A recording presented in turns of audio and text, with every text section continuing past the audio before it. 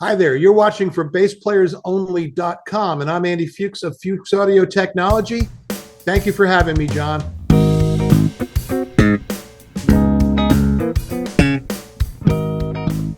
Hello and welcome to ForBassPlayersOnly.com. I'm John Liebman, founder and first baseman.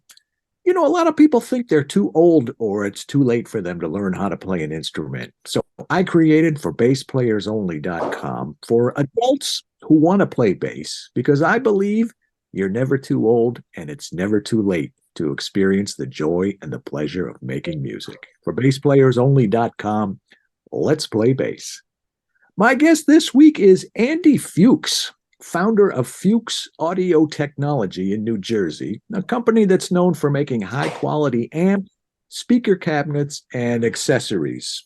Some of the artists that have used Fuchs amps over the years include some major league guitar players: Gregg Allman, Joe Bonamassa, Al Di Meola, Warren Haynes, Carlos Santana, Dweezil Zappa, and some bass players too, including Bootsy Collins, Jeff Ganz, and some others. This is the first time he's been on ForBassPlayersOnly.com. Welcome, Andy.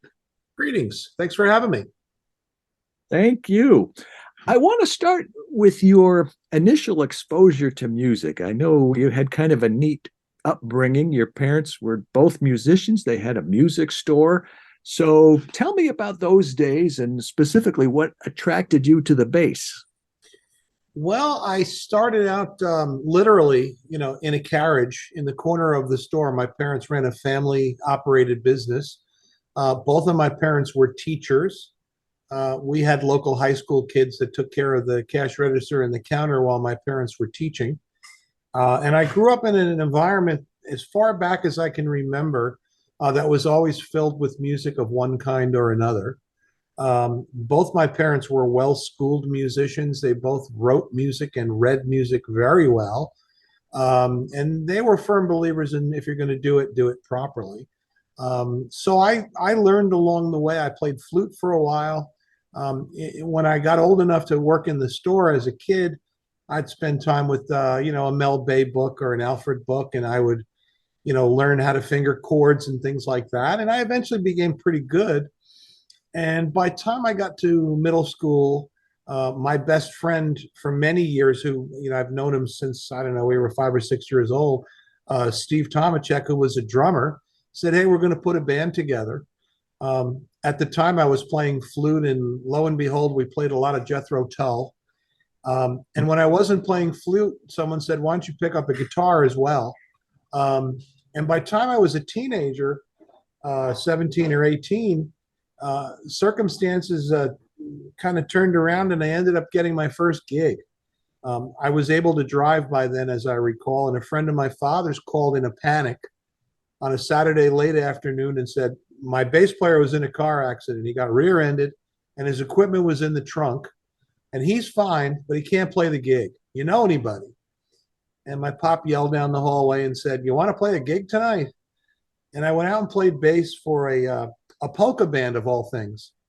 And having grown up in a German Italian, somewhat ethically conscious home, you knew where your roots were. I kind of gravitated pretty well to playing polka music because I'd heard it before. And at the end of the night, the guy hands me like $200, and I wasn't making that in a week of playing bar band gigs. And he said, "You play great. I'd like to use you more."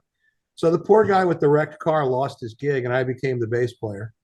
And I played with Adam for probably about 10 years. And I went to Europe. I played on cruise ships throughout the Caribbean and up to Canada.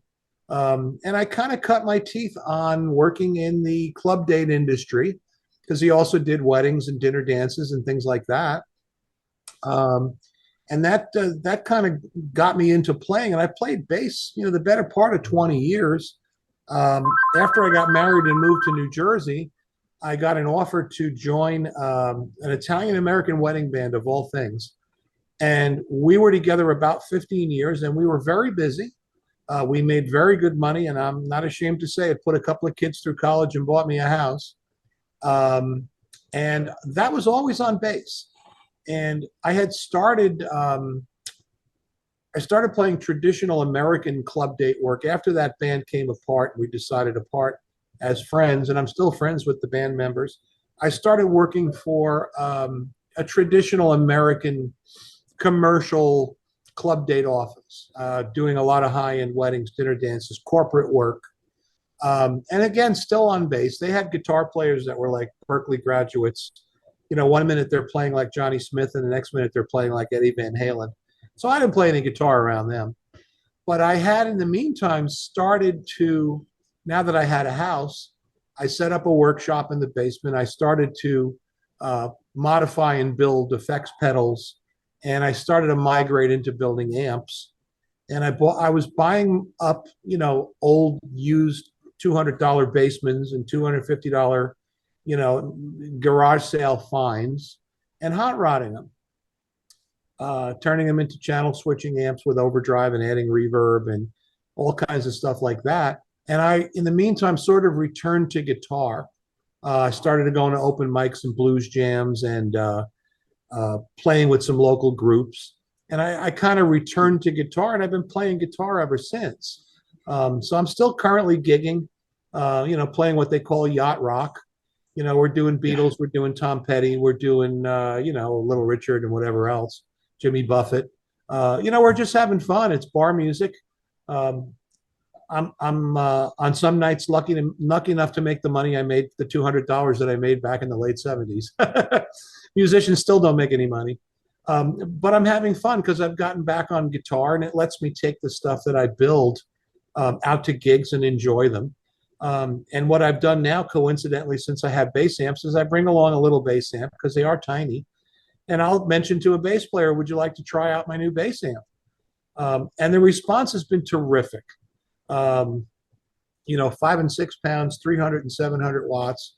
You know, a guy's got a 200 watt or 300 watt GK, and you plug them into a really powerful, you know, 700 watts worth and a tube preamp in front of it. You know, the funny thing was, this past Saturday, my bass player's wife was at the gig, and she's sitting in the back with a couple of the wives of the bandmates. And she comes up to me on a break and she says, I've never heard Steve's bass sound so clear. It's deep. Wow. I can hear every note that he's playing, and I can feel what he's playing. And I said, well, I think the right thing would be for you to buy him an amp for Christmas. And lo and behold, she wants to do that, which is kind of cool.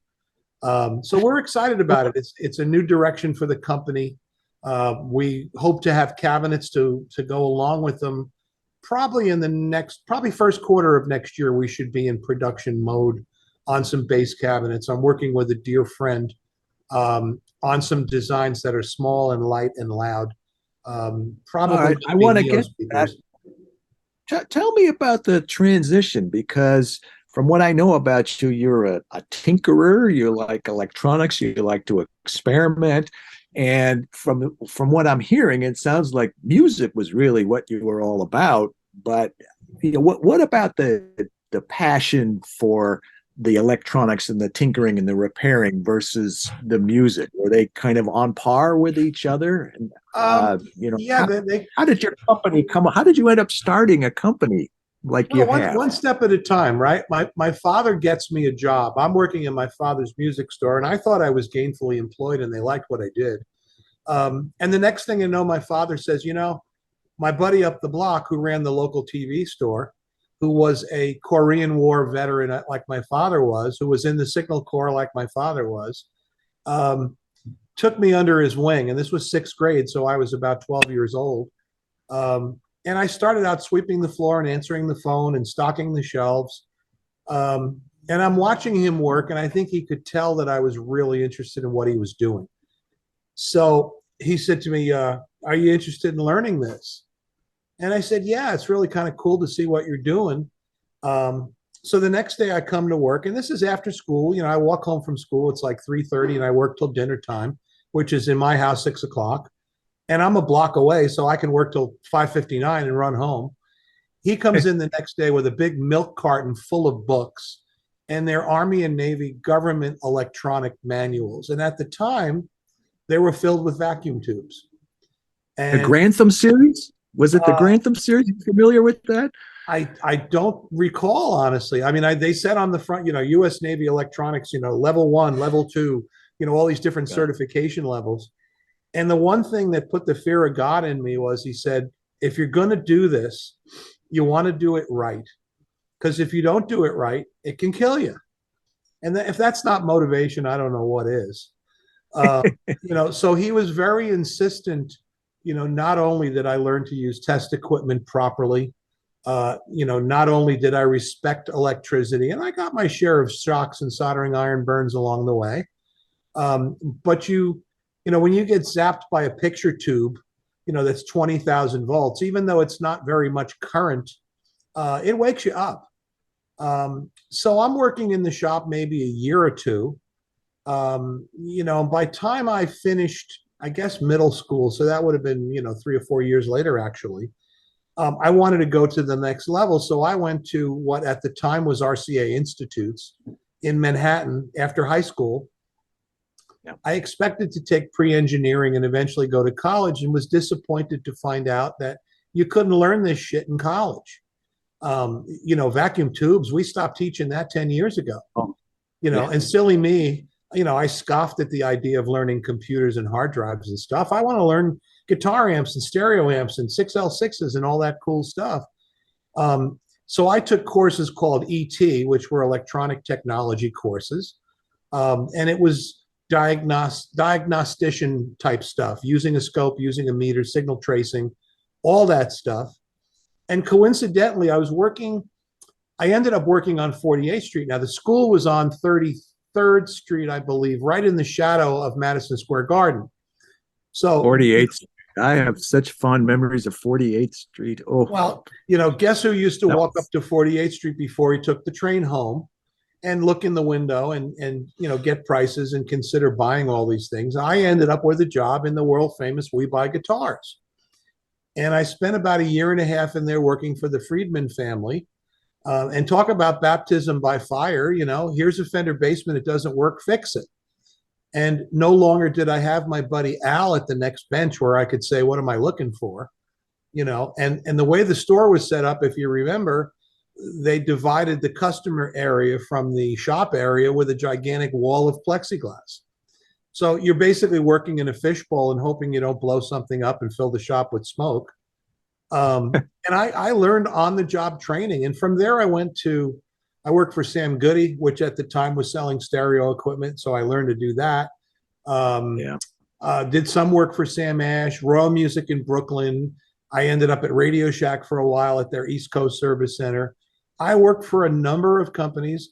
The company that sticks out the most was I worked for Earth Sound Research on Long Island, which was my first official technician job at 17. I was a test technician at the end of the assembly line. And, I would be given an amp and a guitar and some meters. And if it didn't work, you fixed it. If it did work, you signed off, put it in a box and shipped it out. So that was kind of my introduction to not only manufacturing, but to reverse engineering. Because one of the things that Earth did was they would go to a store, buy a PV, take it apart, copy the circuit, package it in their own chassis and sell it. They didn't really have an engineering department. So they were, the first place I ever said, wow, look at this. You can reverse engineer and measure resistors and circuit boards, excuse me. And you can actually, build something without having to actually design it from the ground up. But I was in that industry until, let's see, I got married at 26. I guess by 29, it became obvious I wasn't making the money my ex-wife thought I should be making. And I switched from that into the sales industry. I worked in about 15 years in the architectural sales field. And it was selling electronic products. I sold fire alarms, camera systems, card access, public address. And the good thing for me was with my background, it was like Tinker Toys. How many smoke detectors can you put on a circuit? How many horns? How many strobes? How far can the wire go? I had a lot of fun because it really wasn't difficult for me. They would send me to training at the manufacturer's factory and turn me loose. And I made a very good living. I mean, I was making a six-figure income, had a company car. I had mud on my shoes from going to job sites where they were digging holes and building office buildings and stuff. And it was a fun run. Um, and I got back into electronics, after work, I'd come home and build stuff. And on the weekends, I'd go to a blues jam or an open mic and I'd cart along something I made. And somebody would say, man, that amp's great. Where'd you get it? Well, I built it. Oh, stop. Yeah, no, I built it. Can you make me one? So I started making. Fascinating background. That's Well, that's it fascinating. led I to want to. making it led to making more and more toys for more and more people, and it steamrolled, basically. I want to ask you about your amps in a minute. I have one question for. I saw the name Walter Woods in something I was reading about you. I bought a Walter Woods amp 43 years ago, and I still have it. I know somehow either the man or the company was on your radar, or there was some connection. What is your association, or what was your association with Walter Woods? Well, I was brought a Walter Woods to service. And Mr. Woods was kind enough to remove all the numbers from the transistors and chips and everything in his amps, because at the time he made these amps, which was late 70s, he was a pioneer in switch mode technology. He had a remarkable power supply and amplifier circuit. And basically, to make it as simply as possible, it was an amplifier and power supply that adjusted according to your playing. It basically produced the power and output that you called upon it to produce. So it was consequently very lightweight and very efficient, didn't have a big power transformer in it. And he was an innovator. I mean, he was a brilliant guy. I've heard stories that he worked for JBL, or he worked for a big company in Silicon Valley during the day, and he would come home at night and he and his wife would build bass amps on their kitchen table one by one. And, Is he still Walter, around? he is 81 years old, still alive and living in California, because I've been trying to reach Walter. Me too. And there's two or three people in our industry now that I have bass amps. There's two or three people that said to me, holy shit, your amps are inspired by Walter Woods. Have you ever fixed a Woods? So we have fixed a majority of the Woods amps that were sent to us. But in some cases, I have two Woods that someone spilled a drink into. Well, it burned up a bunch of stuff, and I can't reverse engineer because the transistors are blown. If they're good, I can take them out and measure them and maybe guess at what they are. But if they're blown, I'm screwed. So I've had three people in the industry that said, hell, I know Walter. He's a friend of mine. I said, well, maybe you can get in touch with him, because I wrote him a letter. Literally, I had to write him a letter. He's got no internet presence, no email, nothing. And I said, he has a phone number. Yeah, well, it apparently still does, but it rings a lot. And sometimes I was at his house once. He had me over his house one time. Yeah, it was awesome. And because I had to have my Woods repaired one time, because I didn't know you couldn't do this. This was like in the 90s, I think, or 80s. I didn't have the speaker plugged in the back and the volume was up. And I guess nowadays you can get away with doing. Somebody says that's like putting a car in neutral and flooring it. Yeah. So it blew something out, and I had to send it to Walter, and he fixed it and sent it back. See, he's a little bit of a quandary to me, because I've talked to people that said he was super helpful and he fixed my amp and he didn't charge me, or he charged me $100. And then I get people that say, I called him and he won't answer the phone. I shipped him my amp. He's got it for 2 years. He's a peculiar guy, apparently. And, my letter to him, I didn't plead with him, but I tried to come from a place of sincerity. And I said, look, what you did at the time you did it was revolutionary. Only today do we have, digital amps like the Mark Bass and some of the, the Ice Power module, powered amplifiers that do what your amps did, 30, 40, 50 years ago. It's amazing. But at this point, the horse is out of the barn. You're not making amps anymore. Do you really want your legacy to be one of a guy who made amps and then said, hey, screw you guys, you can't fix them because I took the numbers off the transistors? So I'm hoping that through the multitude of people that know him, somebody can hit a nerve, and maybe Walter wants to share some technical data with me. One of the things that I did, which kind of led me to my initial bass prototype, was I serviced a couple of woods, and I was impressed with them. The preamps are spectacular, great tone shaping, very dynamic, very transparent, especially when you couple them with modern integrated circuits. What Walter did back in the day was, he was using what was good and quality at the time. Chip technology and semiconductors have come so far since then.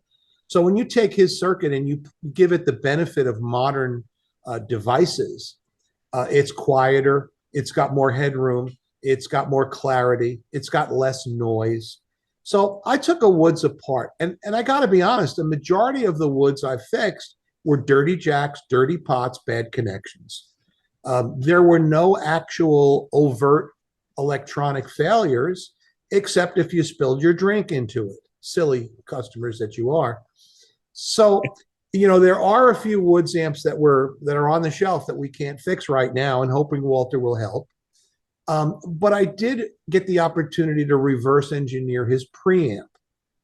And I built a prototype using modern chips, connected to an ICE power module, which today is almost the standard for digital power amps. They're reliable, they're consistent, they don't blow up. You can run them without a speaker and they don't get pissed off.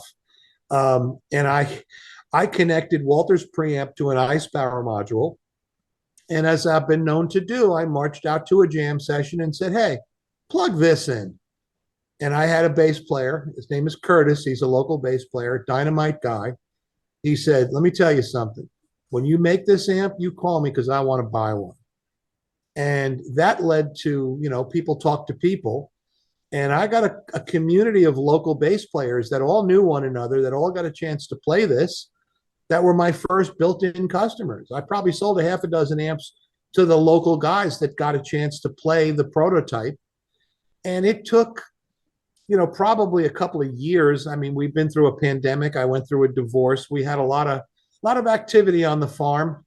But I finally returned to making bass amps. I hired a gentleman who runs my shop now, Scott DeBachler, who's a great circuit board and great packaging designer.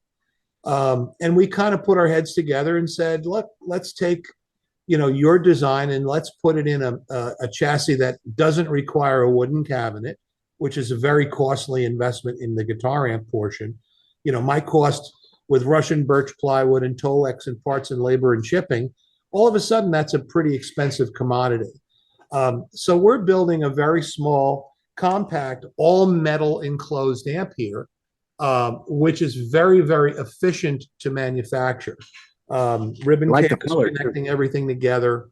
Without that wooden cabinet, you're picking up a couple of bucks. And our prices range anywhere from about $900 to $1,500. I've looked at the marketplace. I looked at Aguilar, Hartke, the various companies that are out there. If I compare myself to the American-made quality stuff that I'm up against, we're competitively priced, which is where I want to be. It's a fair price for a really good product, and it's made in the U.S. And we have, in the 25 years we've been in business, built a reputation for good products and built a reputation for a company that backs everything we build. So, the response. Talk to me a little more about your bass amps, and without getting too technical, you touched on this somewhat already, but tell me what really sets the Fuchs bass amps apart from the others. What makes them special? Well, we have serviced our share of everybody's amps, and that's given us sort of the opportunity to look at what our competition is about and what they do, and to listen to them. So when you put an SVT on the bench, or a B15 or a Mark bass or a Hartke, you can kind of get a feel for what they're capable of doing. I think the best way to quantify our sound, it's a sound that's high fidelity. If you're playing a modern bass like an Alembic or an amp, a bass that has active pickups in it, that's got clarity and articulation and often, EQ and everything built in, you can appreciate the sound quality of the amp because that stuff carries through very clearly. Your fingers and your fretting, and if you're playing a fretless, the detail of what you're doing. I think it sets our amps apart because it's a very fast responding amp, and it's got a level of clarity. It's not brightness, it's information. And going back to my bass player in the band on Saturday night, his wife, and women hear really well, often better than men, especially men that have been playing rock and roll all their lives. Grace turns around and she says, I can hear everything he's playing, and it's deep, and I feel it, and I hear his fingers on the strings. That thing's pretty amazing. Do you have any preferred speakers that you use to, what works best? I know there are different sounds people are going for, but do you have any favorites? I have a couple of brands right now. We've sampled Eminence. They make some pretty good Neos. And I'm also very enamored with the Celestion stuff. Celestion has a series of Neos that it's really good.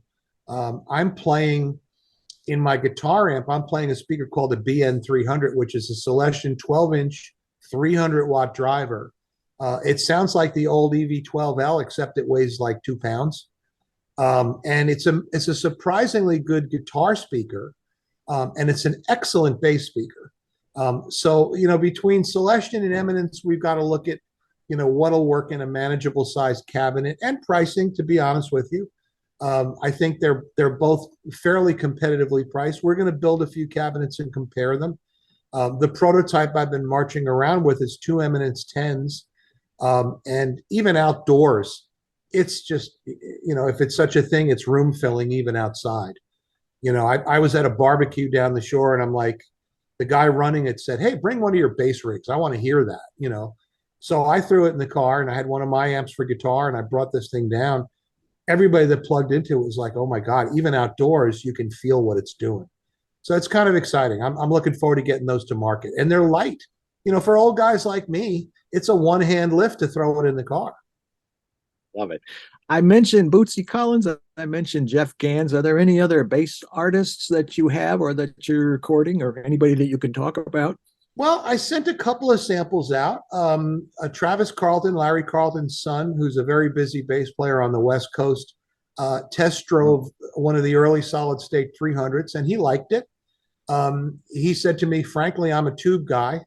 The amp I use the most is an Ampeg V4B. And I said, well, you'll like the other version I'm coming out with, which is a tube preamp. And if you want a little more horsepower, I think we're going to send him a tube 700. And he's been very transparent. He's like, look, I'll take it to gigs. I'll beat it up. I'll tell you what I think. And if I like it, maybe I'll endorse it. I sent a 300-watt solid state to Will Lee. Will Lee played it on a couple of gigs at the bitter end in New York City and came away impressed. And again, I've made no endorsements or commitments with anybody at this point. It's a test drive. It's just us two guys shooting the shit over a beer, basically. And if you like it and you want to back it, that's great.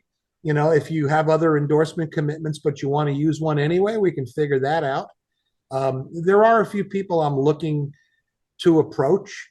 I'll keep those, close to vest right now.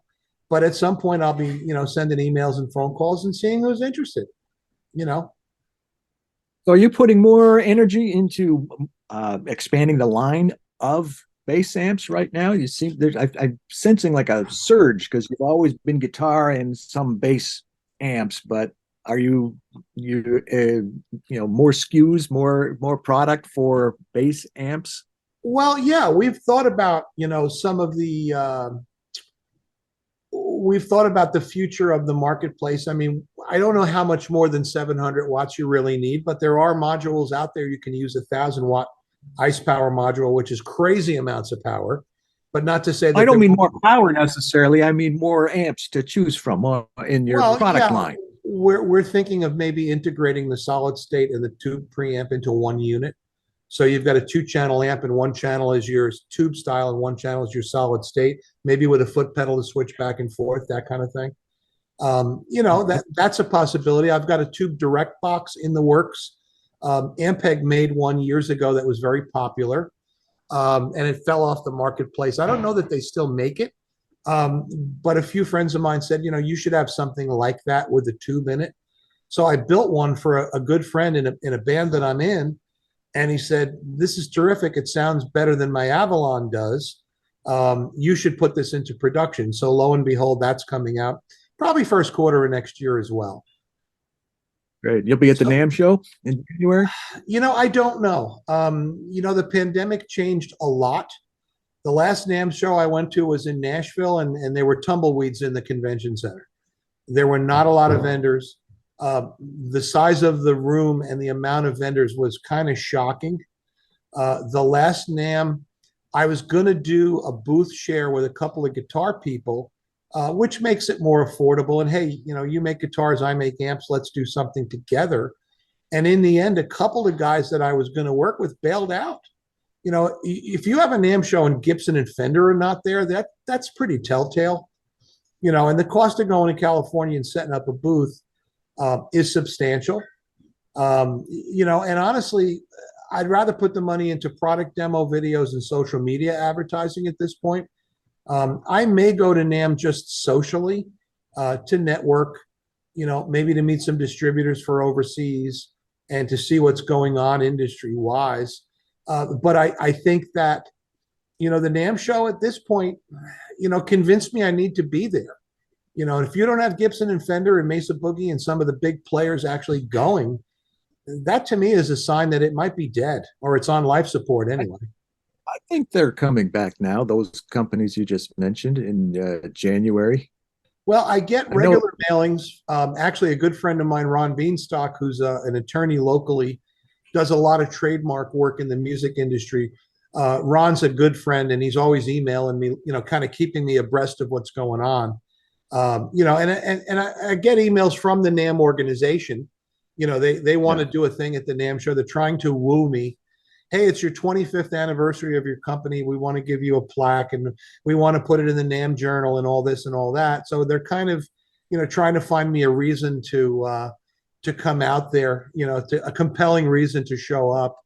And we may at some point consider, I don't know about this year, again, we're still recovering from the pandemic.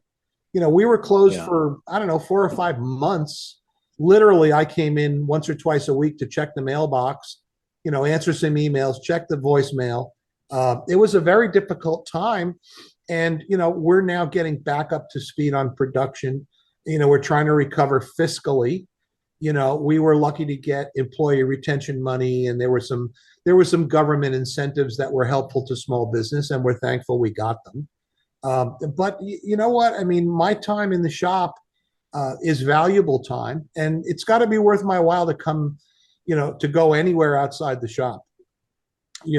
Between engineering and service and tech support and everything I'm doing here, I got to be compelled to go. Being so busy running your company, it's great to see that you're still into music and you still go out and play regularly. I'm a little surprised to hear that you're doing it as much as you are, and I think that's just great. I just wanted to mention that. I'm good, minimally. I'm averaging once a weekend, which is fine. Sometimes it's a couple of gigs a weekend, which is fine. The interesting thing is the pandemic changed the gigging as well. It used to be you did a 4-hour gig that started at 9 or 10 o'clock and it went to the middle of the night. Gigs of late have taken on a new character. They're typically 3 hours. We're doing an 8 to 11. Sometimes the venue will say, hey, can you stay till 12? We'll pay you extra. But most of the gigs are shorter and most of the gigs are earlier because I just think that the world sort of shifted a little bit. And the kind of music we play has an older clientele. We're playing for the 50 up guys that want to hear Margaritaville or Brown Eyed Girl or tunes I'd much rather not be playing, but my audience wants them. And I still do enjoy playing. My girlfriend sings with the band, so we get to do that together, and that's fun. And we've got a good crew of musicians that not only are they great musicians, my drummer and bass player are both Berklee graduates, so I'm playing with musicians well above my pay grade. I mean, I'm honored that they'll have me. And we get along on a personal level as well as a musical level. So gigs are not as much work. I'm still trying to figure out why the equipment's heavier when you load it out at night than when you loaded it in. But I still enjoy the playing. It's not work to me. My father used to say an hour before the downbeat. So we're there an hour before the downbeat. My setup is less than 5 minutes. I've got everything loomed and labeled. The green plug goes in the green jack. And I literally, between an amp, a pedal board, and a guitar stand, I'm ready to go in less than 5 minutes. And I'm helping get the PA wired and all that. And it's fun. I enjoy it. It still doesn't feel like work, even at my age. And that's, while it's still fun, you keep doing it. My mom and dad both played. My mom, I think in her 50s, maybe, I started working with my dad because my mom punched out. My mom just said, it's not fun for me anymore.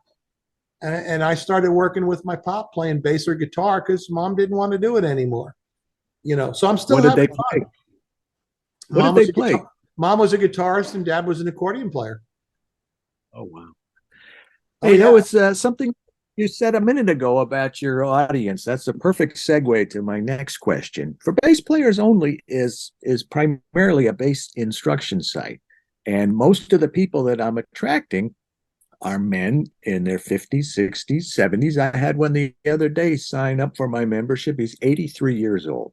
God bless So him. they're not career bound. They're not trying to, set the world on fire. They don't want to be rock stars. Maybe some of them are retired or semi-retired. And I have people from pretty much all 50 states now and 50, 60 countries worldwide coming to For Bass Players Only every day to learn how to play bass. Wow. They want to play some blues shuffles with their buddies, or some classic rock riffs, or maybe some walking bass, maybe a little funk R&B.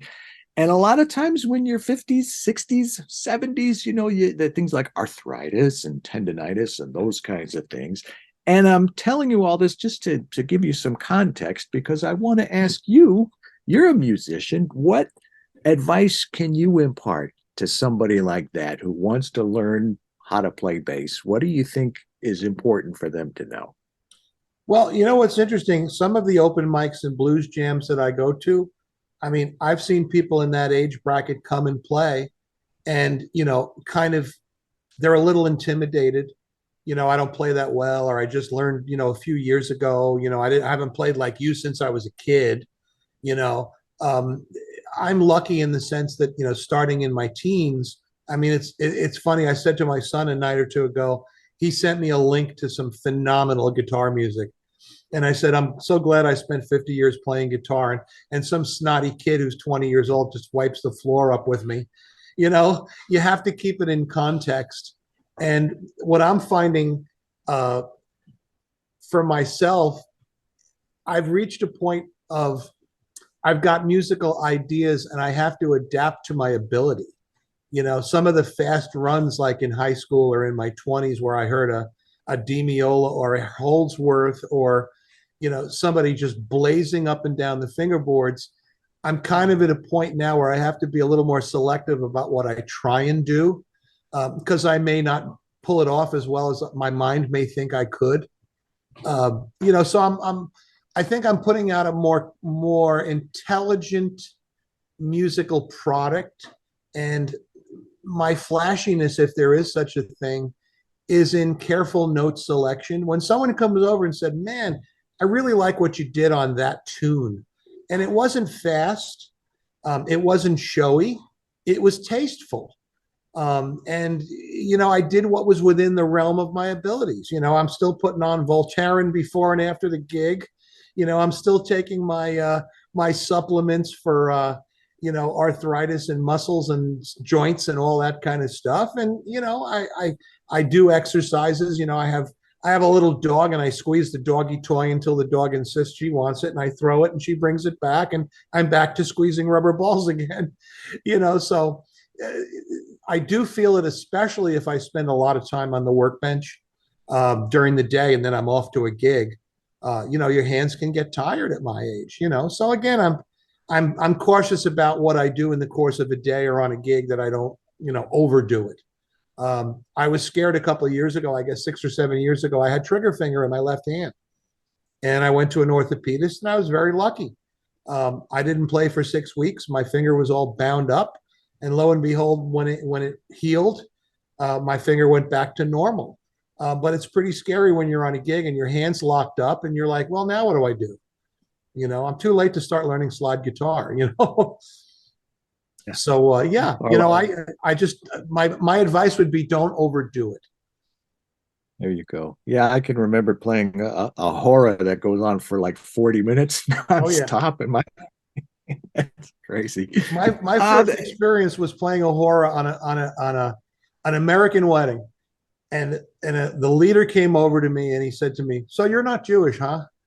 I said, "No, why?" He says, "Your horror is a horror," and we laughed together. And he said, "Your horror was like a polka." I said, "Well, I'm half German." He goes, "That explained it." So, literally, a drummer friend of mine showed me the proper way to play a hora and where the accents belong. And, I learned to do that. And I wasn't ashamed to admit, hey, I did what I thought belonged, so live and learn. you remind me of, do you remember back in the 80s when Clint Eastwood made a movie called Bird, all Oh, about sure. Charlie Parker? Absolutely. And so they had Red Rodney and who else? And they played a Jewish wedding and clarinets and all that stuff, and they nailed it. The crowd loved it. The guys with the black hats and they loved it. I love that scene in that movie.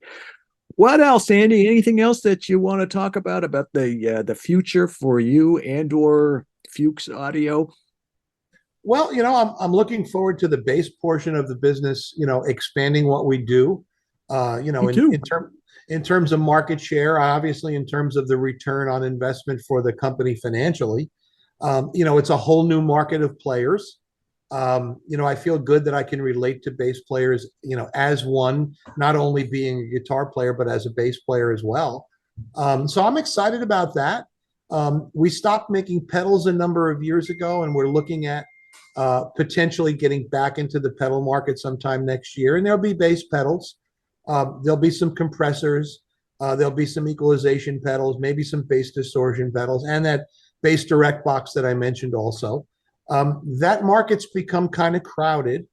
And I feel that if you're going to do something, you want to do something that is unique, as opposed to just, another overdrive or another compressor or another whatever. So I want to try and do some stuff that'll set us apart. And I think with the bass stuff, doing something that's unique and has its own sound, I think that's going to be what's going to set us apart from your average, bass equipment manufacturer at this point. I see some of the stuff that even, legendary companies are putting out. And as a bass player, I don't say to myself, wow, I want to run out and buy that. I really haven't been bowled over by too much, really. I think you got a great thing going. Congratulations on 25 years of success. I And appreciate that. I look forward to seeing and hearing all that great stuff. And who knows what else, maybe something you haven't even thought of yet. So Oh, keep no doing doubt. what you're doing. No doubt. I Thank appreciate the time spent, my friend. Thank you so much. You're watching ForBassPlayersOnly.com. I'm John Liebman, founder and first baseman. A lot of people think they're too old or it's too late for them to learn how to play an instrument. So I created ForBassPlayersOnly.com for adults, mostly over 50, who want to play bass, because I believe you're never too old and it's never too late to experience the joy and the pleasure of making music. ForBassPlayersOnly.com, this is the place to learn bass. Thanks again to Andy Fuchs from Fuchs Audio Technology. I will see all of you next week right here, same time, same place. In the meantime, let's play bass.